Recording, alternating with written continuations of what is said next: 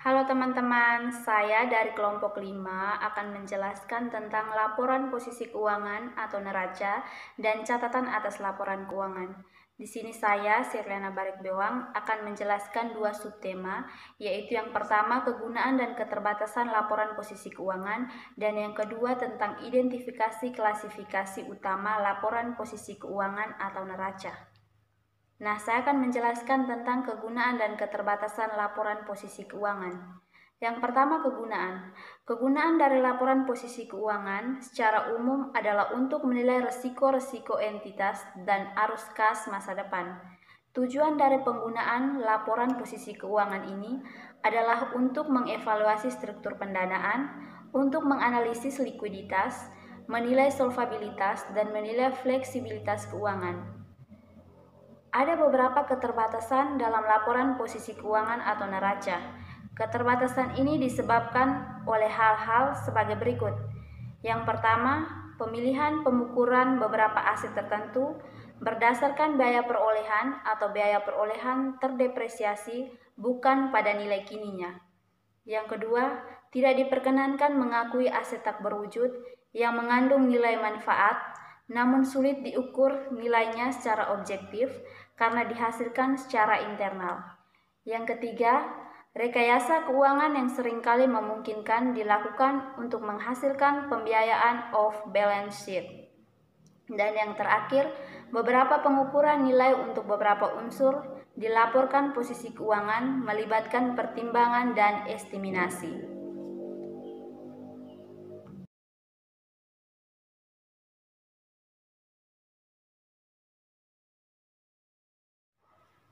Klasifikasi neraca. Yang pertama, klasifikasi aktiva. Menurut standar akuntansi keuangan, aktiva diklasifikasikan menjadi dua, yaitu aktiva lancar dan aktiva tidak lancar. Contoh dari aktiva lancar yaitu kas, investasi jangka pendek, piutang usaha atau piutang dagang, persediaan, dan beban dibayar di muka. Sedangkan aktiva tidak lancar seperti aktiva tetap, investasi jangka panjang, properti investasi, aset tidak berwujud, dan aset lain yang bukan aktiva lancar.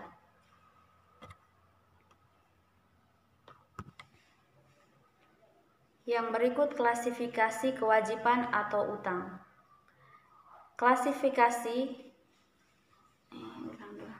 Berikut klasifikasi kewajiban atau utang. Kewajiban atau utang diklasifikasikan menjadi dua, yaitu utang lancar atau utang jangka pendek dan utang jangka panjang. Contoh dari utang jangka pendek seperti utang usaha, utang gaji, utang bunga, dan wesel bayar jangka pendek. Sedangkan contoh dari utang jangka panjang seperti wesel bayar, utang hipotek, dan utang obligasi. Yang berikut klasifikasi modal atau ekuitas. Modal atau ekuitas diklasifikasikan menjadi dua, yaitu modal disetor dan laba ditahan atau saldo laba. Yang pertama, modal di store. Modal di store adalah modal yang diperoleh ketika pemilik atau pemegang saham perusahaan yang berbadan hukum perseroan menyetorkan uang dan aset lainnya kepada perseroan. Misalnya modal saham dan agio saham. Yang berikut laba ditahan atau saldo laba. Saldo laba adalah komponen ekuitas yang mencerminkan kelebihan laba yang diinvestasikan kembali dalam perusahaan setelah pembayaran dividen kepada pemegang saham. Materi berikutnya adalah laporan posisi keuangan berklasifikasi dengan menggunakan format laporan dan akun. Secara umum, ada dua bentuk neraca yang biasa ditemukan dalam praktik. Yang pertama, neraca berbentuk akun, menyajikan unsur-unsur neraca secara berdampingan. Bagian kiri menyajikan aktiva dan bagian kanan menyajikan pasiva.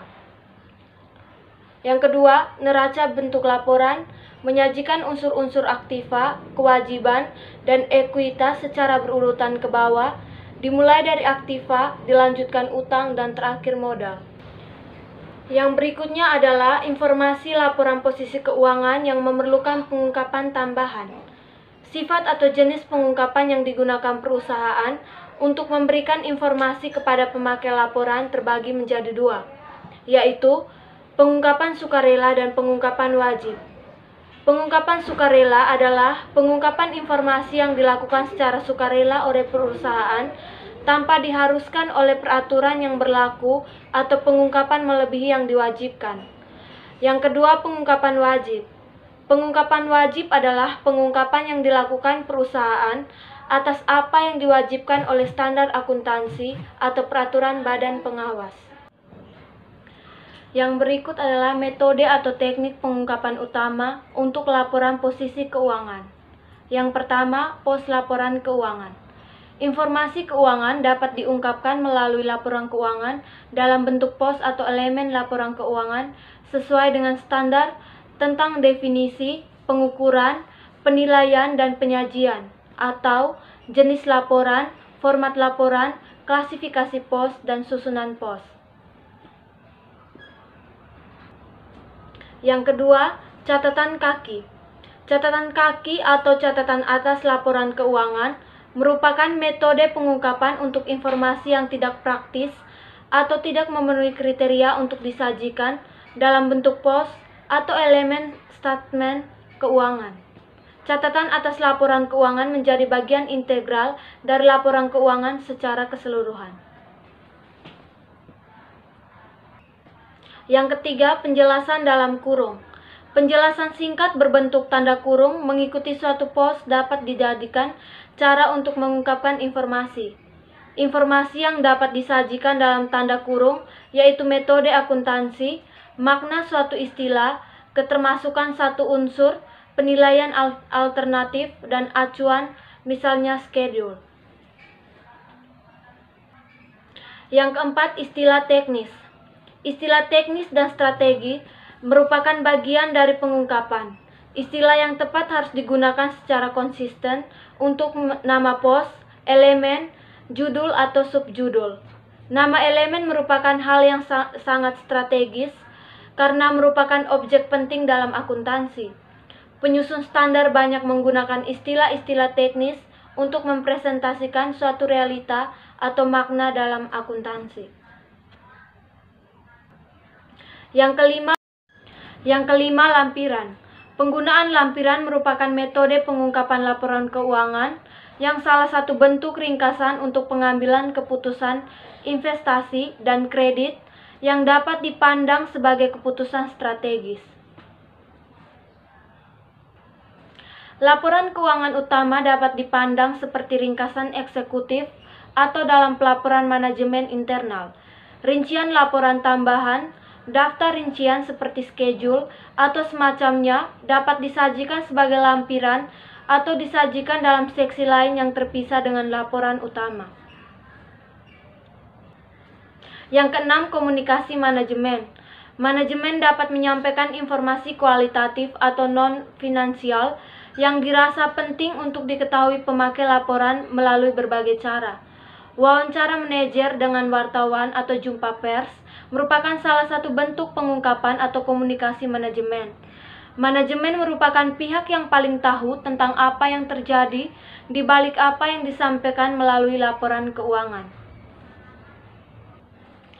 Yang ketujuh, catatan dalam laporan auditor. Pengungkapan oleh manajemen lebih dari apa yang dapat disampaikan melalui seperangkat penuh statement keuangan. Pengungkapan yang bermanfaat dapat pula dilakukan oleh pihak lain, yaitu auditor independen. Pengungkapan yang dinilai auditor telah memadai dan wajar sesuai dengan PABU secara otomatis akan terefleksi dalam laporan keuangan. Laporan keuangan merupakan asersi dan representasi manajemen sehingga pengungkapan adalah kewajiban manajemen bukan auditor. Auditor hanya meyakinkan bahwa pengungkapan sudah cukup berdasarkan atas laporan. Pengungkapan auditor yang dianggap penting dan bermanfaat adalah pengungkapan informasi yang berkaitan dengan hal-hal yang menghalangi auditor untuk menerbitkan laporan auditor bentuk standar atau sering disebut pendapat wajar tanpa syarat.